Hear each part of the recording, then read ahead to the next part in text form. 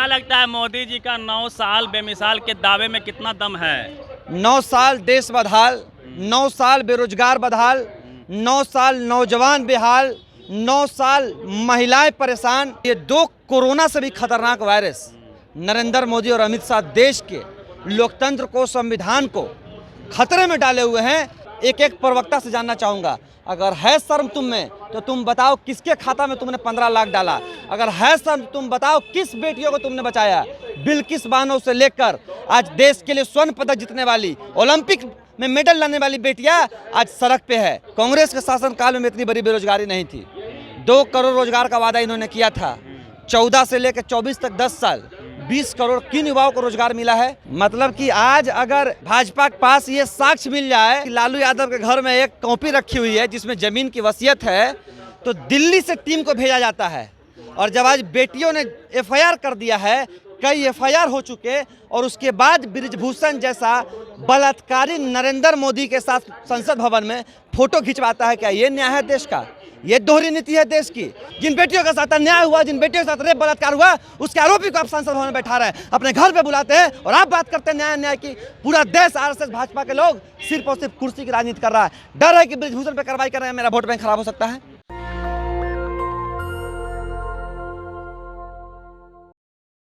बिहार में विपक्षी एकता की एक बड़ी बैठक 23 जून को होने वाली है और साथ में बीजेपी भी लगातार प्रचार कर रही है 9 साल बेमिसाल। इन्हीं सब मुद्दों पे बातचीत करने के लिए हमारे साथ जाप के तेज तर्रार युवा नेता मनीष यादव जी होंगे। मनीष जी, विपक्षी एकता की बड़ी बैठक हो रही है, क्या लगता है आपको? देखिए, देश में 2024 में महादंगल होने वाला है और ये दंगल की शुरुआत बेटियों ने कर दिया है। संसद भवन के बाहर 42 डिग्री टेम्परेचर में दंगल लगाकर नरेंद्र मोदी को पटकनी देने के लिए सिर्फ विपक्ष ही नहीं, देश की ओलंपिक में मेडल लाने वाली, देश के सम्मान के लिए लड़ने वाली बेटियां भी इस दंगल में उतर चुकी है। और जिस तरह से देश में लगातार किसान, मजदूर, नौजवान और बेटियां हाशिए पे चली गई है, और ये दो कोरोना से भी खतरनाक वायरस नरेंद्र मोदी और अमित शाह देश के लोकतंत्र को, संविधान को खतरे में डाले हुए हैं। इनके खिलाफ देश में महादंगल का ऐलान हो चुका और इस दंगल में पटखनी देने के लिए पूरा देश तैयार है नरेंद्र मोदी को। क्या लगता है मोदी जी का 9 साल बेमिसाल के दावे में कितना दम है? 9 साल देश बदहाल, 9 साल बेरोजगार बदहाल, 9 साल नौजवान बेहाल, 9 साल महिलाएं परेशान, 9 साल किसान बदहाल। ये है 9 साल। मैं आपको एक एक काम मोदी जी का गिनाता हूँ। महिलाओं के लिए उन्होंने जो है बेटी बचाओ बेटी पढ़ाओ का जो है नारा को मजबूत किया। दूसरा, युवाओं के लिए रोजगार 2 करोड़ दिए, किसानों की आय 2 गुनी हो गई, गरीबों को घर दिए, गरीबों के चूल्हे में जो महिलाएं सब जो लकड़ी पर खाना बनाती थी सिलेंडर दे दिए। देखिए नरेंद्र मोदी जी के लोगों का बस न चले तो ये कह दे कि वो गर्दनी बाग में भी गरीबों के लिए प्लेन उतार दिए हैं और जो मन चढ़ जाओ और उड़ जाओ। तो कहने के लिए सुनिए, देश में सबसे ज्यादा बेरोजगार युवा 2014 के बाद इस देश में हुआ। कांग्रेस के शासनकाल में इतनी बड़ी बेरोजगारी नहीं थी। 2 करोड़ रोजगार का वादा इन्होंने किया था। 14 से लेकर 24 तक 10 साल 20 करोड़ किन युवाओं को रोजगार मिला है? मैं एक एक प्रवक्ता से जानना चाहूँगा, अगर है शर्म तुम में तो तुम बताओ किसके खाता में तुमने 15 लाख डाला? अगर है शर्म तुम बताओ किस बेटियों को तुमने बचाया? बिल्किस बानो से लेकर आज देश के लिए स्वर्ण पदक जीतने वाली, ओलंपिक में मेडल लाने वाली बेटियां आज सड़क पे है। 42 डिग्री दिल्ली के तापमान 45 डिग्री में है। बेटी के नाम पे, पहलवान के नाम पे चेहरा चमकाना चाहते हैं, पॉलिटिक्स करना चाहते हैं। अरे भाई, कर रहे हैं राजनीति। तुमने वादा किया था बेटी बचाओ बेटी पढ़ाओ का। बेटी पढ़ना तो दूर, जो बेटी घर से निकलकर कुछ करना चाह रही है और जिस बेटियों का देश के पटल पे नाम है, अगर उनको तुम शोषण करोगे, उनकी इज्जत आबरू लूटोगे, तो महाभारत होगा नरेंद्र मोदी और अमित शाह जी और बृजभूषण सिंह। ये सुन लो तुम, महाभारत का आगाज जन अधिकार पार्टी और बिहार और देश का तमाम युवा कर चुका है और तुम्हारे खिलाफ 2024 में महादंगल और महाभारत होगी और जिसमें तुम ही पटकनी खाओगे और इस देश से भाजपा और आरएसएस का नाम। इंतजार कीजिए, जांच हो रही है, गिरफ्तारी होगी। मतलब कि आज अगर किसी के पास ये साक्ष्य मिल जाए भाजपा के पास कि लालू यादव के घर में एक कॉपी रखी हुई है जिसमें जमीन की वसीयत है, तो दिल्ली से टीम को भेजा जाता है। और जब आज बेटियों ने एफआईआर कर दिया है, कई FIR हो चुके और उसके बाद बृजभूषण जैसा बलात्कारी नरेंद्र मोदी के साथ संसद भवन में फोटो खिंचवाता है। क्या ये न्याय है देश का? ये दोहरी नीति है देश की कि जो ओलंपिक मेडल लाने वाली, अगर उसका बात इस देश में नहीं सुना जा रहा है, अगर उसके आरोपी को लोकसभा में बैठाकर, संसद भवन में बैठाकर फोटो खिंचवाया जाता है, ये दोहरा चरित्र इस देश में नहीं चलेगा। न्याय व्यवस्था सभी के लिए एक है और न्याय और संविधान पे जो चोट करेगा वो इस देश से जाएगा। एक सवाल है, टीवी अखबार दिखा रहा है, एक स्पेशल है, white black and white black white करते रहते हैं। सुधीर चौधरी उन्होंने कहा है कि बेटियां पॉलिटिक्स करने लगी है, बेटियों को यदि सही में मेडल बहाना है तो 10 करोड़ रुपया जो उनको मिला था वही वापस कर दे। मैं सुधीर चौधरी से पूछना चाहूँगा, अगर आपकी बेटी के साथ बलात्कार होता तो आप क्या करते हैं? आपकी बेटी होगी, बहन होगी, क्या आप सड़कों पे नहीं आते हैं? पर्सनल टिप्पणी मत। नहीं, पर्सनल टिप्पणी क्या बात है? आप भी देश की बेटी पे पर्सनल टिप्पणी कर रहे हैं। जिसने देश का मान सम्मान बढ़ाया, जिसके मेडल लाने के बाद अपने टीवी पे दिखाकर लाखों करोड़ रुपए कमाए, वो पैसा वापस कीजिए। क्यों बेटी पैसा वापस करेगी?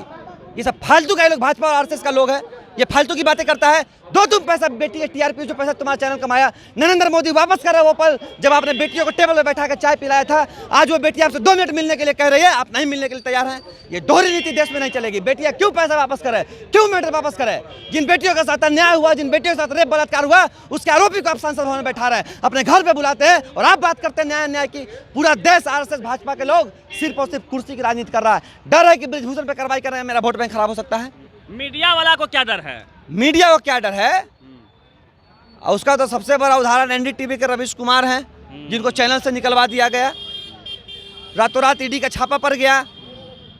जो भी राष्ट्रभक्त मीडिया है, राष्ट्र को हिंदू राष्ट्र बनाना है, सुनिए, दर्शन वाले देखते हैं ना, इन लोग का अपना घर में सुनने वाला कोई लोग नहीं है और ये देश को बताएंगे हिंदू राष्ट्र।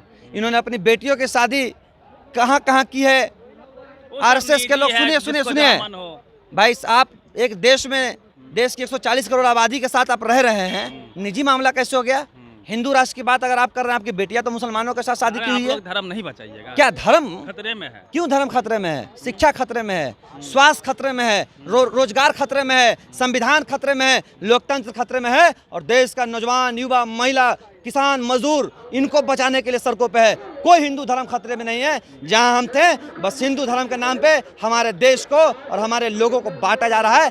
जिस तरह से अंग्रेजों ने जिस दिन देखा था कि हिंदू और मुसलमान एक थाली में खा रहे हैं 1942 में, उस दिन से उन्होंने अपना बोरिया बिस्तर पैक कर लिया था और 1947 में देश को आज़ादी मिली। जिस दिन हिंदू मुस्लिम एक थाली में खा लेगा, उस दिन ये नरेंद्र मोदी का दुकान नहीं बंद हो गया और 24 को चुनाव से पहले इन लोग को बैग पैक नहीं करना पड़ गया, तो मैं अपना राजनीति छोड़ दूंगा। 24 में क्या मुद्दा होगा आप लोगों का? मैं तो कह दिया कि अगर लोकतंत्र नहीं बचा तो हिंदुस्तान नहीं बचा। मेरी बात समझिए, आपके चिल्लाने से कुछ नहीं हुआ। टीवी अखबार एजेंडा सेट कर देगा, ज्ञान व्यापी पर बहस शुरू हो जाएगी, नया राम मंदिर का उद्घाटन हो जाएगा। आप ये गलत कह दिए कि हम लोग के चिल्लाने से कुछ नहीं होगा। ये पटना की उसी धरती पे खड़ा है जहाँ से जयप्रकाश नारायण ने इंदिरा गांधी की सत्ता उलट दी थी। हिंदू मुस्लिम सामने आपका बात को याद रखिए। सारे लोग समझ रहे हैं हिंदू मुसलमान, चंद कुछ लोगों को समझाने के लिए हम लोग सड़कों पे हैं कि चंद कुछ लोग ये समझ ले कि ये देश की आज़ादी में और देश के बलिदान में हिंदू और मुसलमान का बराबर की भागीदारी रही है। ये देश हिंदू और मुसलमान का देश है।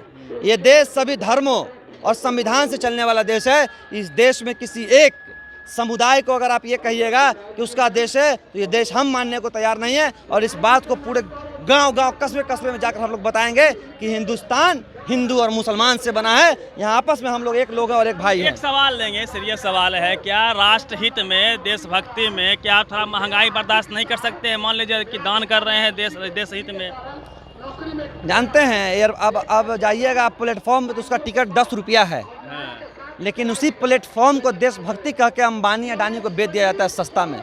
ये कह के घाटा का सौदा है। ये ट्रेन यूँ टकराई है, इसके मेंटेनेंस के लिए जो पैसा था प्राइवेटाइजेशन करके प्राइवेट कंपनियों को दे दिया गया। उन्होंने मेंटेनेंस ही नहीं किया। सेफ्टी में जो पैसा खर्चा करना, सेफ्टी दी नहीं दी, ट्रेन टकरा गया। टेक्निकल काहे का टेक्निकल चौक भाई? सेफ्टी के जो पैसा था क्या किया आपने? सेफ्टी चेक क्यों नहीं किया? सेफ्टी पे पैसा खर्च क्यों नहीं किया? पूरे तरह से कल को रेलवे को भी घाटा का सौदा दिखा के ये लोग गुजरात के 2 व्यापारियों को बेचेंगे, अंबानी अडानी को। इस बात को याद रखिएगा। और ये 2 व्यापारी आने वाले समय पूरे देश को खरीद लेंगे और नरेंद्र मोदी इसको भी घाटा का सौदा बचाएगा। याद सवाल सर याद आया, अभी ट्विटर पे ट्रेंड कर रहा है लोग इसके लिए आरक्षण को दोषी दे, जो आरक्षित सीट से लोग आए हैं या फिर जो आरक्षण पे नौकरी कर रहे हैं रेलवे में, वो सही से काम नहीं करते, इसलिए दुर्घटना होती है। खूब ट्वीट ट्रेंड कर रहा है। चलिए, तो एक बात का मैं अभी चैलेंज कर देता हूं कि जितने आरक्षण वाले लोग हैं सभी इस्तीफा देंगे। अब जितने ऊपरी पदों पर रेलवे में बैठे हुए हैं, किस जात के लोग हैं और उनके इशारे पे काम करने वाले लोग नीचे आरक्षण में बैठे हुए हैं, अगर इस्तीफा देते हैं वो लोग, तो सब लोग हम लोग इस्तीफा देंगे। है हिम्मत जो ये लोग बात कहते हैं। जितने जीएम से लेकर आप जितने रेलवे प्लेटफॉर्म के पदाधिकारी हैं, रेलवे के इंचार्ज हैं, वो सब किस जात के हैं? जाइए, चंद मुट्ठी भर लोग देश को बर्बाद कर रहे हैं और ये वही लोग हैं जो आरक्षण वाले लोगों पे निशाना साधते हैं समय समय पे। हर जगह पे आरक्षण दोषी। मैं कह तो रहा हूँ कि ऊपर बैठे हुए लोग तो इंस्ट्रक्शन देते हैं आरक्षण वाले लोगों को, ये करो वो करो, और बाद में निशाना साधते हैं जो आरक्षण पे आए हुए हैं। हम आरक्षण पे नहीं आए हुए हैं, अपनी मेहनत पे, और वैसे लोग भी वहाँ ऑफिस में नौकरी कर रहे होंगे जो इन लोगों को जनरल कोटा में क्वालिफाई करके आए हैं और इन लोगों को पच नहीं रहा है, वही लोग आरक्षण पे निशाना साध रहे हैं। चलिए, ये मनीष यादव हैं, पप्पू यादव की पार्टी है जाप, उनके ये कार्यकर्ता हैं, और जिस प्रकार से अपनी बात को इन्होंने रखा। और बिहार में विपक्षी बड़ी एका की बैठक होने वाली है 23 जून को, उसको लेके भी सवाल किया हमने, और जिस प्रकार से गोदी मीडिया को लेके इन्होंने अपनी बातों को रखा है, उस पर आपकी क्या प्रतिक्रिया? अपनी प्रतिक्रिया जोड़ दीजिए। रवि मेहता, नेशनल दस्तक, पटना। नेशनल दस्तक की आपसे गुजारिश है कि अगर इसको बचाना चाहते हैं तो नेशनल दस्तक को सब्सक्राइब करने के लिए रेड कलर के सब्सक्राइब बटन को दबाएं, फिर बेल आइकन की घंटी दबाएं। नेशनल दस्तक को बचाने के लिए बहुत जरूरी है कि हर खबर को शेयर करें, लाइक करें, कमेंट जरूर करें।